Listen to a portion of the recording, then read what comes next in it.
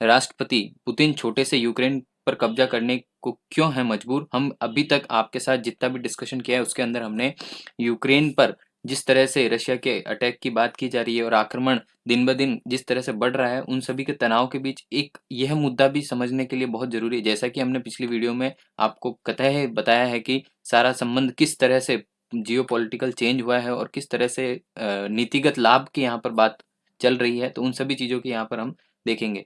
रूस जो है दुनिया का सबसे बड़ा देश है, भारत से एरिया में 5 गुना बड़ा है। यहाँ तक भारत की जो एरिया है उसके वाइज 5 गुना बड़ा है। साथ ही साथ वह तटीय इलाका जो है 36,000 किलोमीटर लंबा है वहाँ पर। और एक सवाल यह भी उठता है कि सबसे बड़े देश के राष्ट्रपति पुतिन छोटे से यूक्रेन पर कब्जे करने को क्यों मजबूर है। इसका जवाब ना तो इतिहास में छुपा है ना ही राजनीति में, दरअसल इसका जवाब भूगोल में छुपा है। तो आए हम 8 नक्शे और एक चित्र के जरिए इस सवाल का जवाब आपको बताने की कोशिश करेंगे कि दुनिया का सबसे बड़ा देश के बावजूद यूक्रेन पर क्यों चाहता है। तो अब आप इस समीकरण को देखें तो यूक्रेन एक छोटा सा देश है, रशिया है, और इस तरह से ये अगर देखें तो इस तरह से आप देखेंगे कि रशिया का किस तरह से इन्विजन इसके ऊपर हो रहा है और इस पार्ट के अंदर जिस तरह से यूक्रेन को कब्जाने की कोशिश, ये इतना सा छोटा सा एरिया है, पर आगे हम इस पिक्चर्स के माध्यम से देखेंगे कि किस तरह से इसको रूस 1.7 करोड़ वर्ग किलोमीटर क्षेत्र में साथ दुनिया का सबसे बड़ा देश है। रूस के पास इतनी जमीन है कि भारत जैसे 5 देश इसमें समा जाते हैं।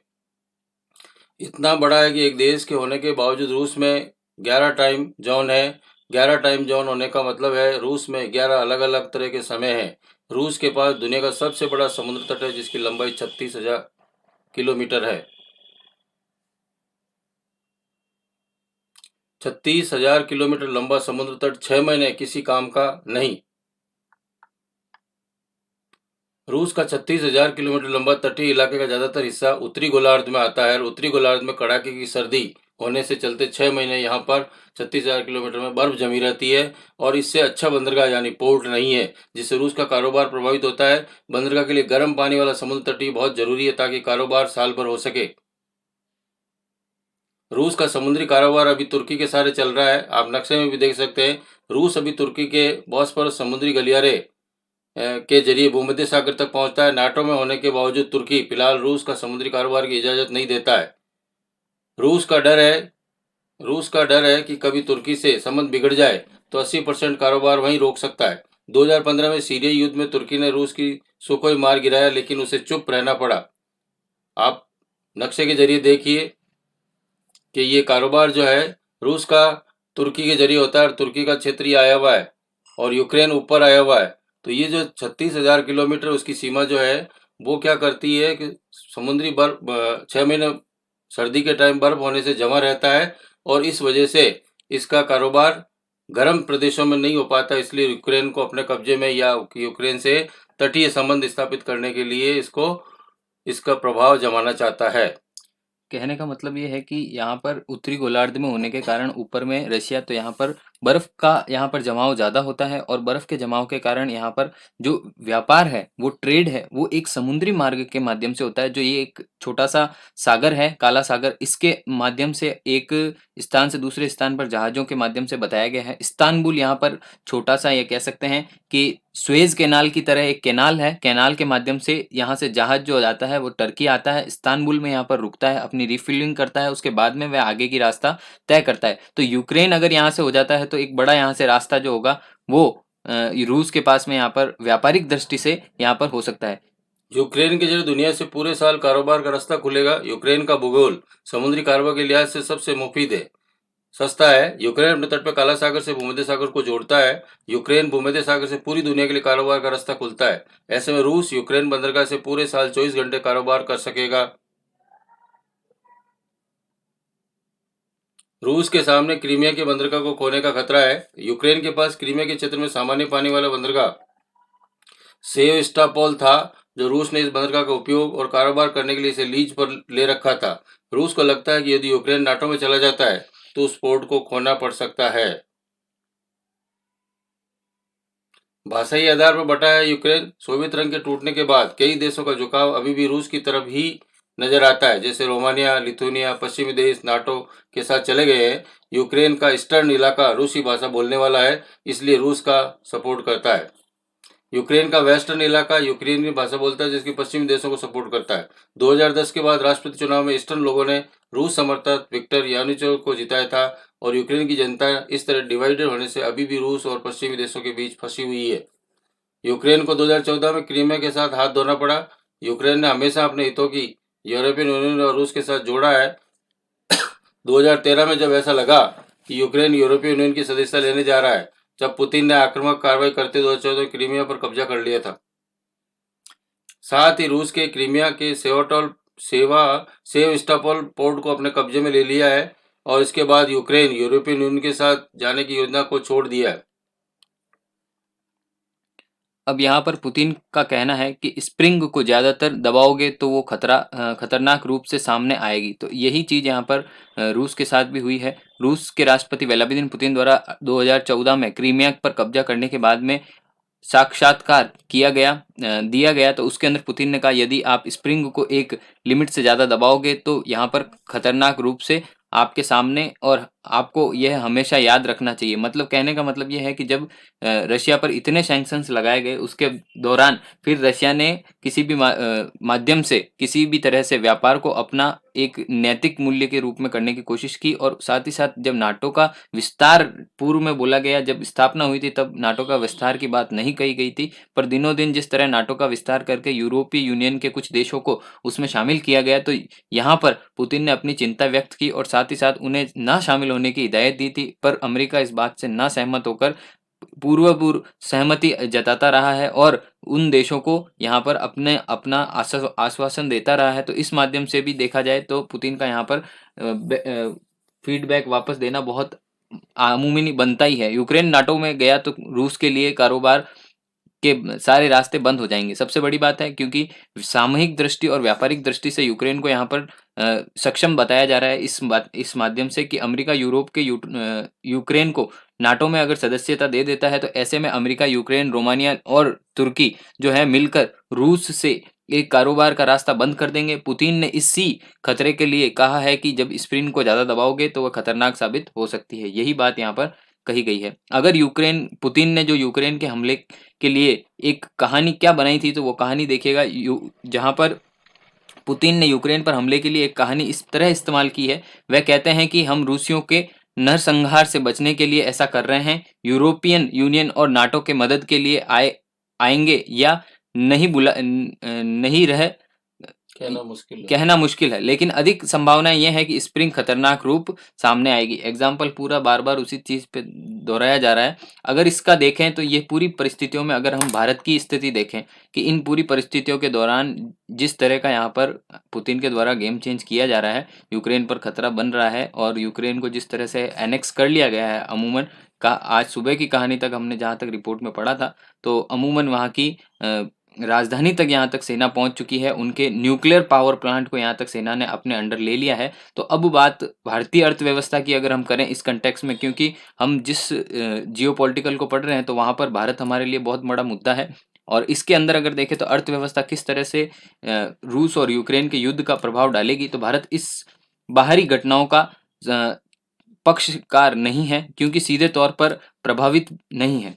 अगर देखा जाए तो इसी माध्यम में लंबी अवधि का अर्थव्यवस्था संभावनाओं के कारण नहीं बदलेगी। अगर इसमें कहा गया है कि लंबे समय तक अगर ऐसी स्थिति बनती है तो अर्थव्यवस्था संभावना कारण नहीं बदलेंगे और भू राजनीतिक विकास के अनुरूप बाजार निकट भविष्य के अस्थिर होने की संभावना यहाँ पर जताई जा रही। लेकिन दो देशों के बीच में इस आक्रमण को लेकर भारत के लिए भी चिंता का विषय बना हुआ है, क्योंकि मुद्रा का जोखिम जो है वो बहुत ज्यादा हो रहा है। क्योंकि तेल की कीमतों में, कच्चा तेल हो या क्रूड ऑयल हो, दोनों के अंदर आपूर्ति को लेकर चिंतित है। क्योंकि 8 साल से पहली बार ब्रूस्ट क्रूड ऑयल जो है वो $100 प्रति बैरल के नीचे निशान के नीचे या पार हो गया है। तो ये बात भी बड़ी कही जा रही है कि दूसरा देखा जाए तो रूस दुनिया का दूसरा सबसे बड़ा तेल उत्पादक देश है।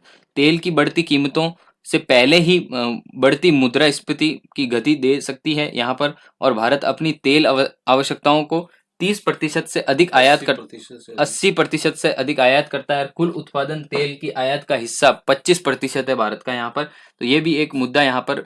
चालू खाता घाटा क्या है? तो यह चालू खाता घाटा को प्रभावित करेगा। ये आयातित और निर्यात की कई वस्तुओं और सेवाओं के मूल्यों का के अंतर के बीच का अंतर होता है। मतलब अगर चालू घाटा, आप क्या कहते हैं कि चालू वर्ष अगर आप बोलते हैं तो भी इसी तरह से समझाया जाता है आपको कि चालू वर्ष वित्तीय वर्ष जो होता है उसी के अंदर आधार आधार आधार व्यवस्था का अर्थव्यवस्था के अंदर आधार वर्ष लिया जाता है। तो चालू वर्ष में क्या होता है कि आयात की गई वस्तु और निर्यात की गई वस्तु, इन दोनों में सेवा के मूल्यों का अंतर अगर देखेंगे तो वो हमें बताएगा कि चालू खाता घाटा क्या हुआ है।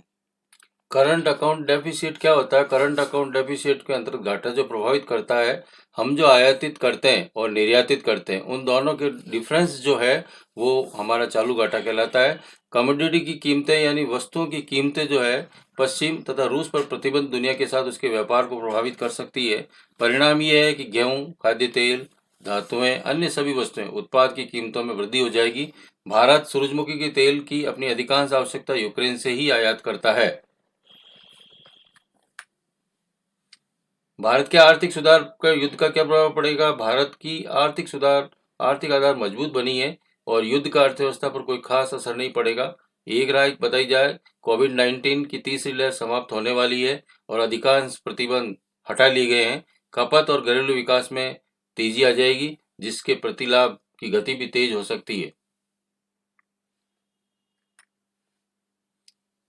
एफपीआई भावना रुपया, इसके अंतर्गत भू राजनीतिक चिंताओं ने पिछले 2 महीनों में धन के बहिर्वाह पर तेज कर दिया गया है। एफपीआई ने भारतीय शेयर बाजार में कुल 6,448 करोड़ रुपए निकाले थे। इसमें बाजार में गिरावट आ गई थी और ये बहिर्वाह आने वाले दिनों में जारी रहने की संभावना बताई जा रही है। एफपीआई जो होता है विदेशी प्रॉफिटलियो निवेश जो होता है, जिसे बोला जाता है फॉरेन प्रॉफिट इन्वेस्टमेंट, जो ये है ये बताया जा रहा है भारत का कुल कितना निकला गया है यहाँ से। डीआईआई व्यवहार, पीएफआई बाजार से बाहर होने वाले घरेलू संस्थागत शुद्ध निवेशक के रूप में उभरे हैं। स्टॉक एक्सचेंज द्वारा जारी अंतिम आंकड़ों के अनुसार डीआई सेकंड ने कुल 7,667 रुपए करोड़ रुपए का निवेश किया था और इसमें से निकाले गए जो है निवेश से अधिक हैं। मौजूदा भू राजनीतिक चिंताओं के कारण दीर्घकालिक बुनियादी बातें और व्यवसायों की संभावनाओं को प्रभावित नहीं करता है। डोमेस्टिक इंटरनेट इंस्टीट्यूशनल इन्वेस्टर जो है वो डीआईआई जो है वो व्यवहार के बारे में बता रहा है। अगर यहाँ पर गोल्ड आउटलुक के बारे में देखें तो जो शेयर गिर रहे हैं, गोल्ड की कीमतें तेजी से बढ़ रही है। हाल ही में सोने की कीमत 3.3% उछाल लाई है। मोतीलाल ओसतवाल इंफ्रा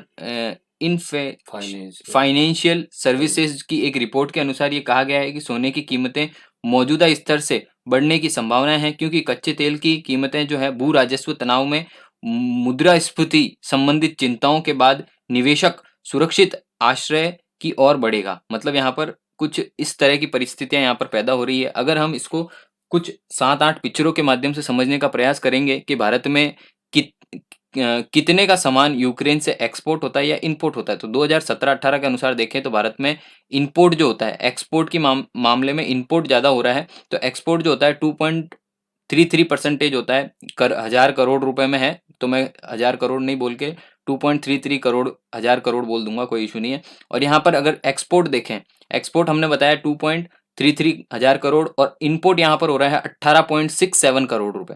ठीक है ना, ये बहुत उछाल की बात है। धीरे धीरे ये क्या हुआ है कि इंपोर्ट यहाँ पर स्थिर रहा है। कहाँ पर? 2017 के अंदर 2.33 करोड़ जो है इंपोर्ट हुआ है। एक्सपोर्ट हुआ है और इंपोर्ट के मामले में अगर देखें तो 17.23 हजार करोड़ रुपए यहाँ पर एक्सपोर्ट हुआ है। अगर इसी बात में अगर आगे की तरफ देखें तो 2.93 करोड़ रुपए यहाँ पर क्या हुआ है, एक्सपोर्ट हुआ है और 17.60 करोड़ रुपए इंपोर्ट हुआ है।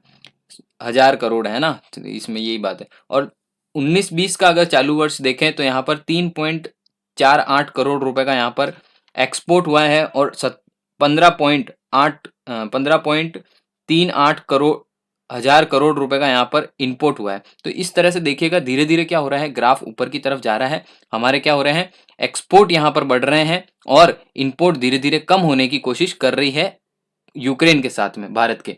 इसी के अंदर अगर देखें तो भारत अगर रूस के साथ कितने प्रतिशत हिस्सा यहाँ पर रक्षा के मामले में आयात करता है, तो यहाँ पर भारत 49% जो रूस से आयात करता है। सेकंड नंबर पर आता है फ्रांस जो 18% है, और उसके बाद इजराइल आता है 13% पर। और अन्य जो जो भी देश हैं जिनसे हम रक्षा के मामले में आयात करते हैं, तो उसमें 20% के मामले में वो सारे देश आ जाते हैं। अगली इमेज के साथ अगर देखने का प्रयास करें तो 5 ऐसी चीजें जो सबसे ज्यादा रूस से इंपोर्ट करता है भारत। तो पहले में आता है क्रूड ऑयल। क्रूड ऑयल जो है वो भारत क्या करता है, सबसे ज्यादा इंपोर्ट करता है। तो 8.36 हजार करोड़ रुपए का यहाँ पर क्रूड ऑयल जो है हम रशिया से इंपोर्ट करते हैं। कोयला, जो कोयल इंडस्ट्री है उसके अंदर हम, हालांकि हमारे देश में भी होता है, पर यहाँ पर रशिया से हम 4.87 हजार करोड़ रुपए का यहाँ पर कोयला यहाँ पर इंपोर्ट करते हैं। इसी के मामले में अगर हीरे जवाहरात के मामले में अगर देखें तो तीसरे नंबर पर आता है हीरा।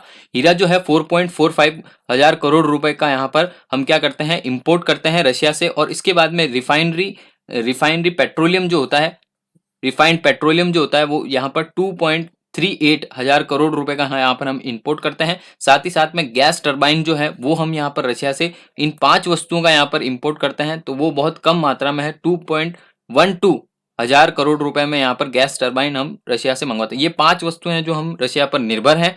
कुछ ज्यादा ही हद तक क्रूड ऑयल पर तो हम बहुत ही ज्यादा हद तक यहाँ पर रशिया से निर्भर है। अगर इन्हीं चीजों में 5 चीजें और देखें जिसमें हम एक्सपोर्ट कर रहे हैं, इंपोर्ट और एक्सपोर्ट का मतलब आप समझ चुके होंगे कि इंपोर्ट का मतलब होता है किसी भी देश से सामान मंगाना, और एक्सपोर्ट का मतलब होता है किसी भी देश को सामान देना। तो अब यहाँ पर देखिएगा हम किस तरह से एक्सपोर्ट कर रहे हैं। तो यहाँ पर फार्मास्यूटिकल इंडस्ट्री में हम 3.80 करोड़ रुपए का यहाँ पर फार्मास्यूटिकल में फर्स्ट नंबर पर है। फर्स्ट नंबर पर ये है जो हम एक्सपोर्ट करते हैं। और ब्रॉडकास्टिंग और इक्विपमेंट जो है, ब्रॉडकास्टिंग इक्विपमेंट जो होते हैं जिस पर हम आज हम आपसे जिस तरह से ब्रॉडकास्ट कर रहे हैं स्ट्रीमिंग के माध्यम से, तो इस तरह के जो इक्विपमेंट होते हैं वहां पर भारत जो है कह सकते हैं कि 3.50 हजार करोड़ रुपए का यहाँ पर ब्रॉडकास्टिंग का जो कास्ट का सामान होता है वो यहाँ पर भारत क्या करता है, एक्सपोर्ट करता है। चाय के मामले में अगर देखें तो भारत तीसरी ऐसी चीज भेजता है, किसको, रशिया को। तो यहाँ पर 806 करोड़ रुपए का यहाँ पर चाय का बिजनेस है भारत का रशिया के साथ में। और अगर चौथे नंबर पर देखें तो 730 करोड़ रुपए का यहाँ पर गाड़ी के स्पेयर पार्ट्स जो होते हैं या पार्ट्स जो होते हैं वो यहाँ पर भारत एक्सपोर्ट करता है यहाँ पर रशिया को। और 5वें नंबर पर देखें तो कॉफी हमारे भारत की सबसे जो महत्वपूर्ण चीज है, इसमें सबसे ज्यादा सामान है जो हम 482 करोड़ रुपए का यहाँ पर एक्सपोर्ट करते हैं।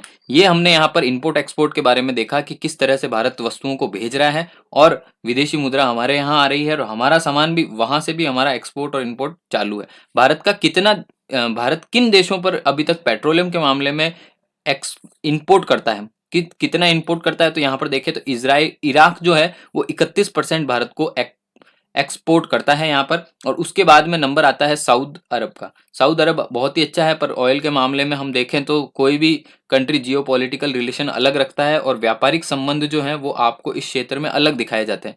आपकी वैचारिक मतभेद मिले ना मिले, पर आपका व्यापार होता रहना चाहिए। इस वर्ल्ड के जियोग्राफिकल एनवायरनमेंट में ये बात सबसे ज्यादा महत्वपूर्ण रखती है कि आपका बिजनेस बना है, आपके व्यवहार कम मिल रहे हैं, विचार कम मिल रहे हैं, कोई इशू नहीं है, पर आपका बिजनेस सदैव बना रहना चाहिए। तो इराक के साथ इसी तरह से सऊद अरब के साथ हुआ है। और ईरान के साथ भी हम 11% का यहाँ पर इंपोर्ट करते हैं। साथ में वेनेजुला जो है वो 8% इंपोर्ट करता है। नाइजीरिया जो है वो 7% इंपोर्ट करता है। यूएई, सऊदी अरब अलग है, यूएई वो अलग है ना, संयुक्त अरब अमीरात, तो वहां पर 7% का हम यहाँ पर इंपोर्ट करते हैं। और यहाँ पर अन्य देशों से हम 28% का इंपोर्ट करते हैं। मामला हम काफी कुछ दूसरे देशों पर भी निर्भर हैं, हमने एक ही देश पर सारी निर्भरता यहाँ पर नहीं रखी है।